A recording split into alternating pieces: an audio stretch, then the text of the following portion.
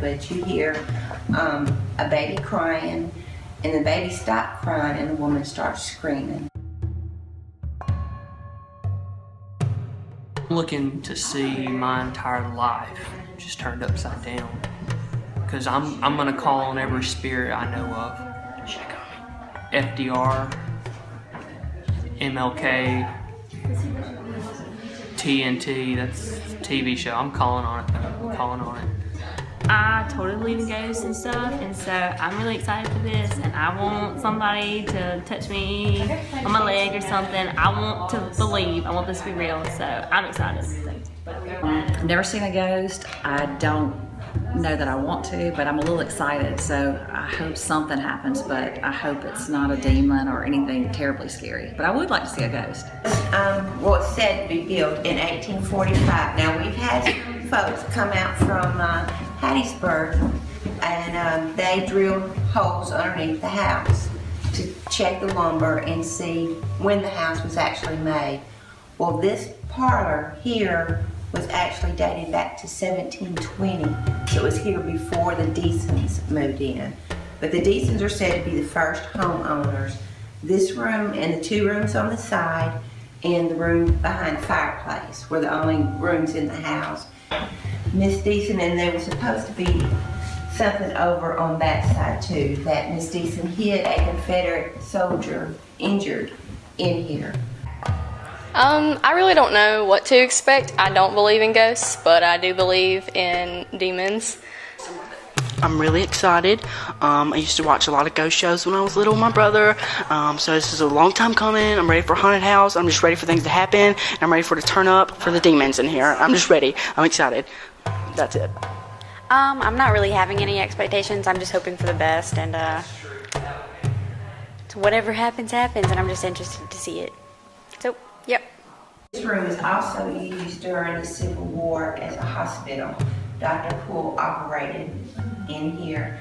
And this is our most haunted room. I have actually seen these three chandeliers just to swing and that doorknob just to get. And when we got to that wall, after about 7 layers of paint, and I kid you not, scraping, there was blood splatter all over that wall. But this is the most active. A lot of people get sick, and I've seen people leave this room.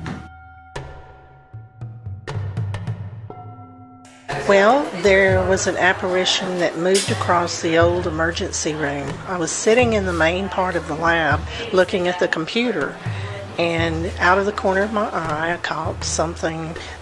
Well, it looked like a person walking across the old area of the hospital. When I looked toward it, there was nothing there, but most of us that work there have seen it if we've worked nights. It's wearing a black coat, like a suit coat, and yeah, probably someone that died there.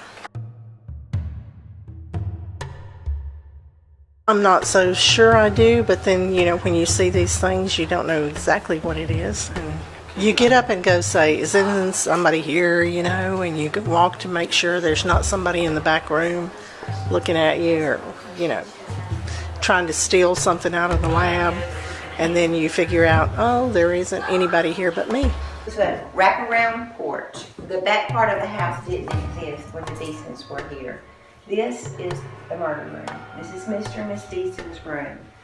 On the night that Newt Knight snuck in and killed Amos McLemore, he was standing about right here. We've been under the house, and the blood spots are still there. Descendants of Amos McLemore's, they have the original coat, and the bullet moon was in the back. So we were in the murder room where some guy got murdered, and I was sitting by the window, and something like, I didn't like pull on my leg, but it like kind of like pressed on my leg, and I got freaked out. Then I went to the other side of the room, and then after that, we got done with that room, we went and listened to EVP, and I heard it say my name. And now I'm freaked out. I saw someone walk across the attic, and not long after that, somebody touched Cody's leg. Show yourself. So my experience wasn't quite what I was hoping for.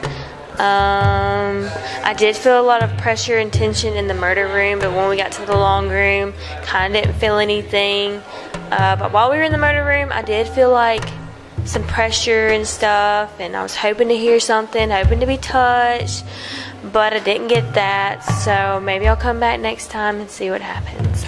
I experienced Cody's legs being touched, just one leg, but it was super interesting. Nothing happened. I asked.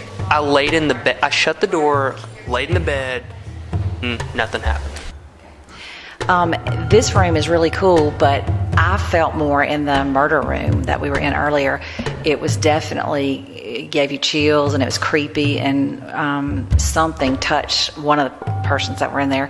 But this room, I didn't sense anything as much as I did in the other room, but it's still a great experience and a lot of fun. And scary. Those lights just moved. Buddy. Decent people, anybody want to come through with some light beams right now? Hit me up. Or that night guy that killed everybody. Nothing.